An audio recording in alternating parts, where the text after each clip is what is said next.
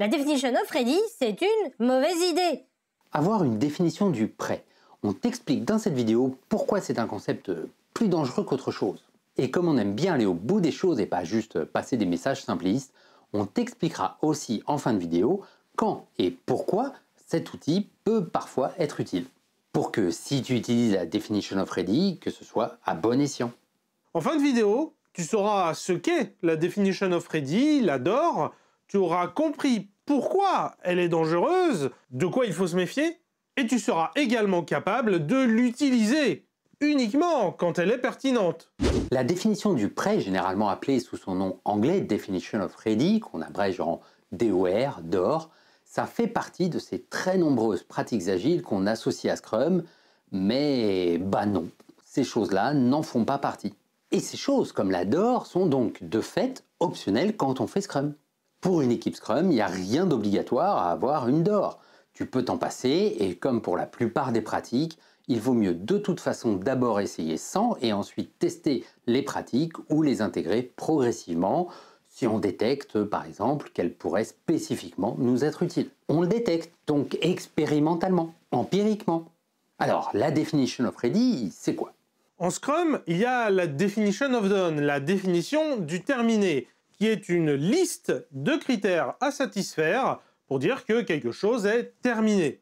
On en a évidemment déjà parlé sur la chaîne, tu peux consulter les autres vidéos si tu ne maîtrises pas encore bien cet élément. C'est un élément clé aussi bien de transparence, d'alignement au sein de l'équipe et avec les parties prenantes, mais aussi de qualité, en définissant en pratique qu'est-ce qu'on entend par un travail bien fait. Et donc, de manière analogue à la definition of done, la definition of ready est apparue comme une liste de critères à satisfaire pour dire que quelque chose est prêt. Alors ok, mais prêt pour quoi? Prêt pour commencer à travailler dessus? Attention, on vient d'utiliser le vocabulaire typique d'un environnement qui pratique le dépilage de tickets. En Scrum, on fonctionne par objectif et on fait émerger une bonne part du travail au fil de l'eau, ce qui est au final contradictoire avec cette notion de prêt. À la rigueur, cette notion de prêt pourrait s'appliquer aux objectifs de sprint, mais clairement pas aux éléments de backlog. Bon, ne passons pas par 4 chemins. Chez Scrum Life, on a plutôt tendance à se méfier de la DOR et à ne recommander de l'utiliser que quand réellement elle est pertinente et surtout pas par défaut, quand elle apporte quelque chose. On va bien sûr t'expliquer pourquoi on pense ça et pourquoi tu dois t'en méfier. Mais comme tu le sais, tout dépend toujours du contexte. Alors, je te rassure, en fin de vidéo, on t'expliquera aussi pourquoi et quand on l'adore peut être un outil utile.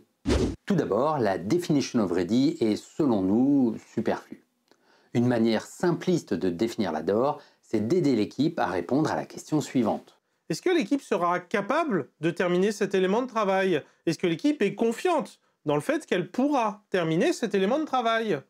Or, justement, dit comme ça revient à prendre du recul par rapport à la definition of done.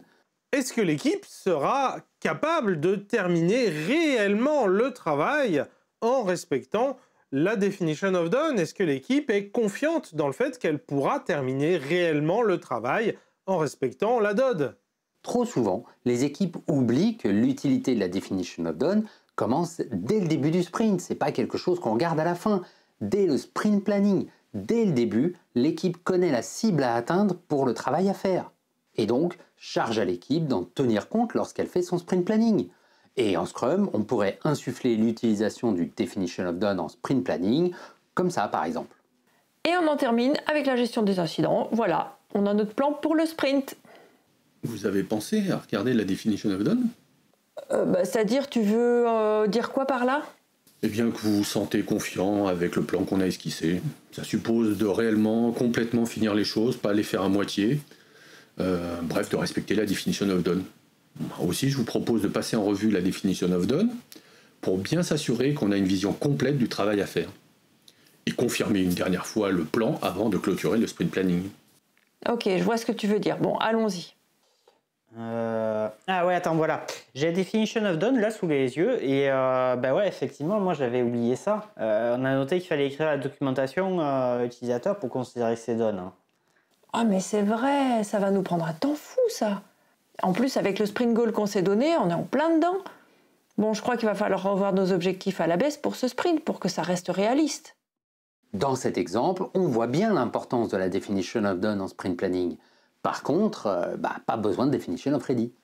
Le lien qu'on vient d'énoncer entre definition of done et definition of ready peut sembler purement rhétorique, mais en réalité, ça va beaucoup plus loin.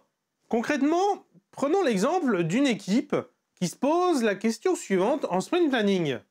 Est-ce qu'on va réussir à amener ces éléments jusqu'au done et donc au respect complet de la definition of done? Cette question pose un cadre volontairement large. Cette équipe pourra travailler sur n'importe quel élément du backlog et même sur n'importe quel objectif de sprint, même sur l'objectif le plus exploratoire possible. Dès lors qu'elle a confiance dans le fait que, peu importe ce qu'elle découvrira, elle arrivera à construire des incréments qui respectent la definition of done. C'est l'esprit startup.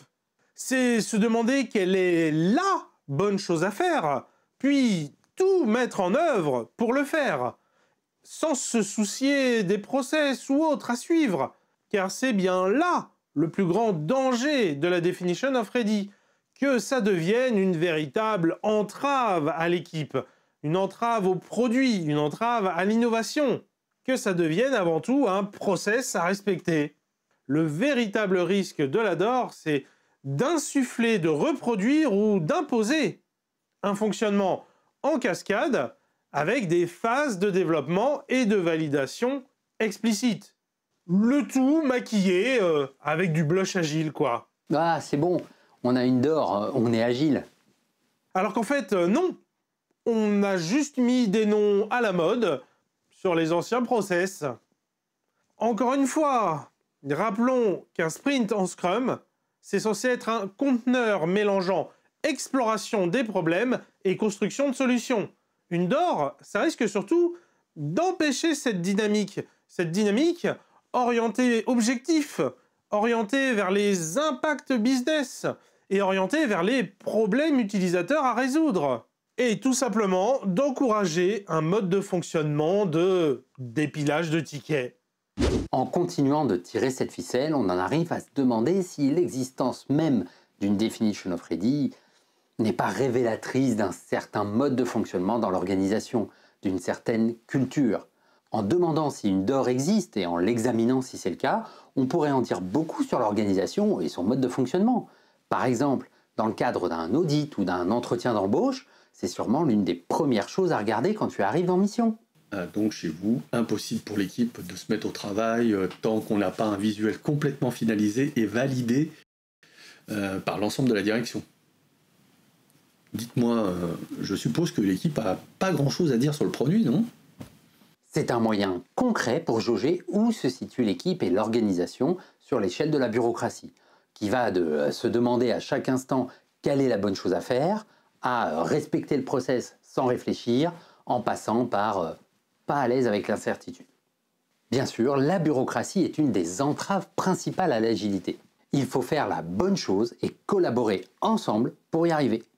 Alors tu l'as compris, pour nous, une équipe agile qui fonctionne bien, elle va pas se demander qu'est-ce qui est prêt et qu'on peut prendre. Mais au contraire, elle va se demander quelle est la meilleure chose à faire en fait. En acceptant de relever le challenge, de travailler sur des sujets pas encore secs, en acceptant d'aller découvrir les éléments qui manquent, en acceptant de découvrir la bonne solution en faisant, de s'attaquer à ce qui est important, plutôt que de se cantonner à ce qui est prêt. Selon nous, la definition of ready, ça n'aide pas à mettre en place cette dynamique d'équipe. Et pire encore, elle la rend plus difficile à mettre en place, parce qu'elle renvoie au besoin d'avoir des choses pré-mâchées, avant de se mettre au travail, quoi que cette expression veuille dire.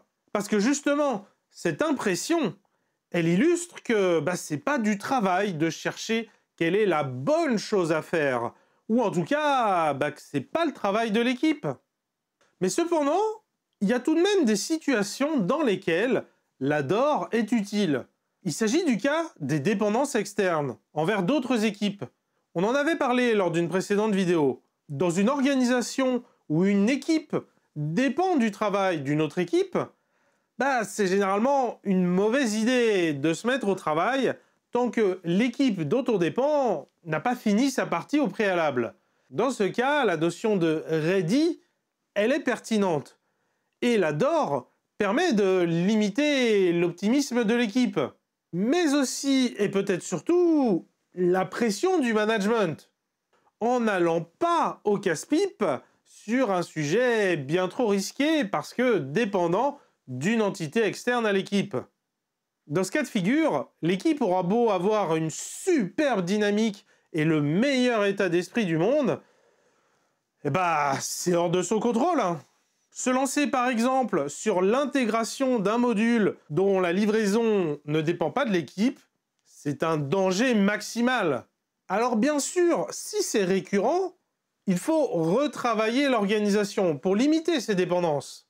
C'est un travail au long cours qui ne doit pas être ignoré. Et en parallèle de ça, dans une optique court terme, on peut utiliser la Definition of Ready pour s'assurer qu'il y a bien un passage de bâton explicite entre les équipes. La Definition of Ready, c'est un outil parmi plein d'autres. Pour bien t'équiper, inscris-toi à notre formation gratuite dans laquelle on te donne toute une trousse à outils, justement. Une chose que tu dois comprendre sur le travail en sprint, c'est que le travail d'exploration peut et doit faire partie des sprints. Pour maîtriser pleinement cette subtilité essentielle, regarde cette précédente vidéo sur le principe de sprint. Je te dis à très bientôt, vous êtes mes plus grands fans!